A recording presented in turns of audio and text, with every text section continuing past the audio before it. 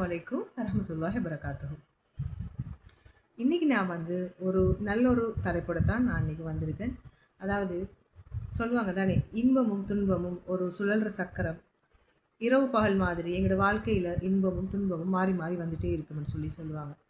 சிலர் இந்த கவலைகள் கஷ்டங்கள் வரும்போதெல்லாம் எனக்கு சோதனை சோதனை சோதனைக்கு மேலே சோதனை வந்துகிட்டே இருக்குது, எனக்கு எதுவுமே சரியாகுதில்லை, அதை தொட்டாலும் தோல்வி, இதை தொட்டாலும் தோல்வி, எனக்கு பணம் இல்லை, என் உறவுகள் எல்லாம் என்னை துண்டித்து வாழ்கிறாங்க, எனக்கு வாழ்க்கையில் இருக்கிறதுக்கு ஒரு வீடு இல்லை, எனக்கு ஒரு குழந்தை பாக்கியம் இல்லை, எனக்கு கஷ்டமான நிலைமையில் இருக்குது, எந்த அருளும் எனக்கு இல்லை, இப்படின்னு எங்களோட வாழ்க்கையில் எங்களை அண்டியவங்க, எங்களுக்கு தெரிஞ்சவங்க, இப்படியானவங்க இப்படியே அடிக்கடி முணுமுணுத்துட்டு இப்படியே பேசிட்டு இருக்கிறத நிறைய நாங்கள் எங்களோட வாழ்க்கையில் அனுபவிச்சிருக்கோம்.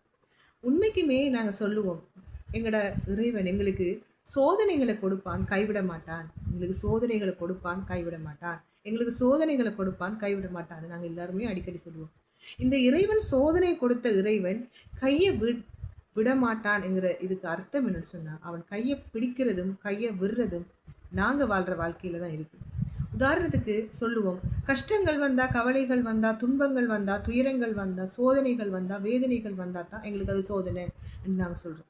ஒருத்தனை கண்ணியப்படுத்தியிருக்கான், ஒருத்தனை உயர்த்தி வச்சிருக்கான், செல்வத்தை கொடுத்துருக்கான், குழந்தை பாக்கியத்தை கொடுத்துருக்கான், பெரிய வீடு வாசலை கொடுத்துருக்கான், எல்லா வசதிகளையும் கொடுத்துருக்கான். அவனுக்கு நாங்கள் நினைக்கிறோம் அவன் நல்லா இருக்கான், நாங்கள் தான் பாவிகள், நாங்கள் தான் சோதிக்கப்படுறோம்னு நாங்கள் நினைக்கிறோம். அதுவும் அவனுக்கு கொடுக்குற ஒரு சோதனை தான்.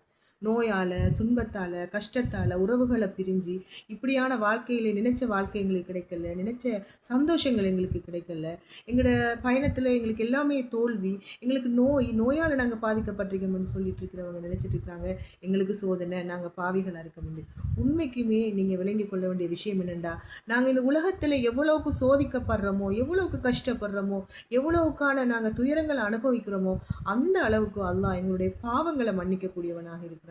நாங்கள் செஞ்சோ தெரியாமலோ தெரிஞ்சோ செய்த பாவங்களை எங்களை அல்லாஹ் மன்னிக்கக்கூடிய நிலையில் எங்களை அந்த மரணத்தை எங்களுக்கு ஏற்படுத்தி தருகிறார். அந்த சோதனை எங்களுக்கு இந்த உலகத்தில் தண்டனையாக இருந்தாலும் அது அருளாக மாறுது. அந்த எந்த இடத்துல அது அருளாக மாறுதுன்னு சொன்னால், அந்த சோதனையில் நாங்கள் அல்லாஹ்வை நினைக்க பொறுமையாக இருக்கோம், இதில் ஒரு வெற்றி எங்களுக்கு கிடைக்கிது, இது மூலம் நாங்கள் ஒரு நன்மையை அடைகிறோம் என்று நாங்கள் அல்லாஹ்வை நெருங்குறோமா, அல்லாஹோட பக்கம் நாங்கள் அழைக்கப்படுறோமா, நாங்கள் அதில் அந்த சோதனைகள் வருகின்ற நேரத்தில் தீய விஷயங்கள்லேருந்து எங்களை நாங்கள் காப்பாற்றி கொள்கிறோமாங்கிறத அல்லாஹ் எங்களுக்கு இந்த சோதனைகள் மூலமாக ஒரு பரீட்சையை எங்களுக்கு இந்த உலகத்தில் வைக்கிறான். இந்த பரீட்சையில் நாங்கள் பாஸ் ஆகிறோமா ஃபெயில் ஆகிறோமான்னு நாங்கள் அந்த இடத்துல பொறுமையோடையும் அல்லாஹ்வோட பாதையில் போகிற நேரத்தில் இருந்தான் அந்த வெற்றி எங்களுக்கு இருக்குது. அந்த இடத்துல அல்லாஹ் எங்களுக்கு இந்த உலகத்தில் இந்த சோதனைகளை தண்டனையாக கொடுத்தாலும் அதில் வெற்றி எங்களுக்கு அருளாத்தான் சேருது. அதில் இருக்கிற நன்மைகளை எங்களோட வாயால் வார்த்தைகளால் சொல்ல முடியாத அளவுக்கு தான் இந்த உலகம் எங்களுக்கு, இந்த உலக வாழ்க்கையில் எங்களுக்கு கிடைச்சி அந்த உலக வாழ்க்கையில் எங்களுக்கு கிடைக்கக்கூடியதாக இருக்குது. இந்த உலகத்தில் பெரிய பெரிய வாழ்க்கையில் வாழ்ந்துட்டு இருக்காங்க, பெரிய பதவியோட சந்தோஷமாக வாழ்ந்துட்டு இருக்கிறாங்க. இது அவங்களுக்கு கொடுத்த அருள் என்று நாங்கள் நினைக்கிறோம். இந்த அருள் மூலம் அவங்க மற்றவங்களை எப்படி ஹேண்டில் பண்ணுறாங்க, மற்றவங்களோட எப்படி அவங்க பேசுகிறாங்க பழகுறாங்க, அவங்களுக்கு கொடுத்த செல்வம் மூலமாக எப்படி ஏழை வறியவர்களுக்கு உதவுறாங்க, இதை எப்படி அவங்க யூஸ் பண்ணுறாங்க, ஹலாலான முறையில் வாழ்கிறாங்களா ஹராமான வழிகளில் வாழ்கிறாங்களான்னு இந்த செல்வங்கள் மூலமாக அவங்களுக்கு சோதனையை கொடுக்குறாங்க. அந்த அருள்கள் மூலம் அவங்க நல்ல வழியில் இருக்கிறாங்களாங்கிறது அது ஒரு வகையான சோதனை. இந்த அருள் மூலம் அவங்களுக்கு கிடைக்கிறது தண்டனையாகவும் மாறலாம். அது அவங்களுக்கு இந்த அருள் அவங்களுக்கு இந்த உலக வாழ்க்கையில் அருளாக இருந்தால் அது காலம் அவங்க வாழ்கிற வாழ்க்கையை பொறுத்து அது அவங்களுக்கு சிறந்த அருளா, அது தண்டனையாங்கிறது அவங்களோட வாழ்க்கையை பொறுத்தான் இருக்குது. இந்த உலகத்தில் படைக்கப்பட்ட எத்தனையோ நபிமார்களை நாங்கள் வரலாறுகளை படிக்கிறோம். ஆதம் அலை முதல் முகமது நபி ஸல்லல்லாஹு அலைஹி வஸல்லம் அவங்க வரையும் வாழ்க்கையில் சோதிக்கப்பட்டிருக்காங்க, நோயால் சோதிக்கப்பட்டிருக்காங்க, நிறைய விஷயங்களெல்லாம் நாங்கள் சோதிக்கப்பட்டிருக்காங்க. இந்த சோதனைகள் மூலம் அவங்க நிறைய படிப்பினைகள் அடைஞ்சிருக்கிறாங்க. நபித்துவம் பெற்ற நபி கூட சோதனைக்கு உள்ளாக்கப்பட்டிருக்காங்க. அப்போ பாவிகள் சோதனைக்கு உட்படுத்தப்பட்டு தண்டிக்கப்படுறதுன்னு இந்த உலகத்தில் நாங்கள் பிள்ளையாக நினச்சி கொண்டிருக்கிறது தவறான ஒரு விஷயம். உண்மைக்குமே ஒரு மனிதனை அல்லாஹ் நேசிக்கிறான், ஒரு மனிதனை அல்லாஹ் விரும்புகிறான்னு சொன்னால் உடனே அவனுக்கு ஒரு சோதனையை கொடுக்குறான்.